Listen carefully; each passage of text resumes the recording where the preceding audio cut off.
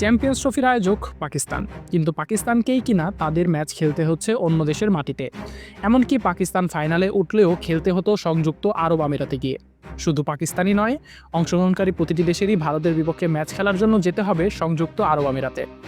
এ নিয়ে চারদিকে সমালোচনার গুঞ্জন থাকলেও এবার প্রকাশ্যেই ভারতের এই আধিপত্য বিস্তারের মনোভাবকে ধুয়ে দিয়েছেন সাবেক দুই ইংলিশ ক্রিকেটার নাসের হোসেন ও মাইকেল আথারটন।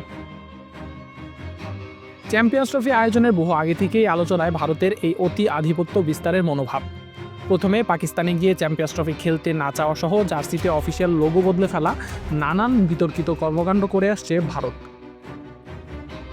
এসব নিয়ে ক্ষোভ প্রকাশ করেছেন টুর্নামেন্টে ধারাভাষ্যকার হিসেবে কাজ করা সাবেক দুই ইংলিশ অধিনায়ক মাইকেল আথারটন ও নাসের হোসেন।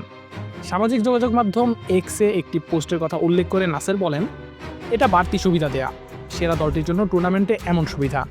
আমি আগের দিন একটি টুইটে দেখলাম পাকিস্তান স্বাগতিক, কিন্তু ঘরের মাঠের সুবিধাটা পাচ্ছে ভারত। এটুকুতেই আসলে সবকিছু বোঝা যায়। শুধু ভ্রমণের সুবিধা নয়, একই মাঠে খেলায় দল সাজানোর ক্ষেত্রেও ভারত বাড়তি সুবিধা পেয়ে থাকে, এমনটাই বলছেন নাসের। অন্য সব দলকেই দল সাজাতে হয়েছে কয়েকটি ভেন্যুর কথা মাথায় রেখে, যেমন করাচি, লাহোর, রাওয়ালপিন্ডি ও দুবাই। তাদের অতিরিক্ত ভ্রমণ করতে হবে আর এসব কন্ডিশনের সঙ্গে মানিয়ে নিতে হবে। নাসের অবশ্য মনে করেন এ নিয়ে কিছু করারও নেই।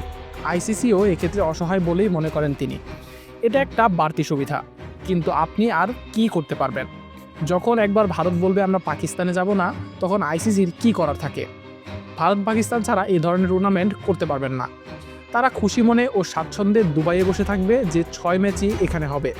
যদি তারা জিতে যায়, তাহলে আরও একটি বৈশ্বিক টুর্নামেন্ট জিতে যাবে। আরেক সাবেক English cricketer Michael Atherton British সংবাদ মাধ্যম দ্য টেলিগ্রাফকে বলেন, শুধু দুবাইয়ে খেলার যে সুবিধা পাচ্ছে ভারত, সেটা আমার চোখে পরিমাপ করা কঠিন হলেও তা অনস্বীকার্য সুবিধা। নাসেরের সাথে সুর মিলিয়ে তিনিও সমালোচনা করেছেন ভারতের এই অতি আধিপত্য বিস্তারের মনোভাবকে।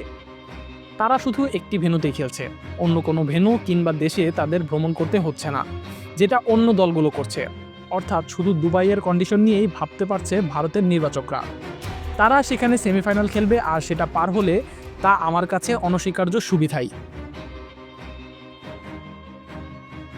আশিকুর রহমান শান্ত, ডি স্পোর্টস।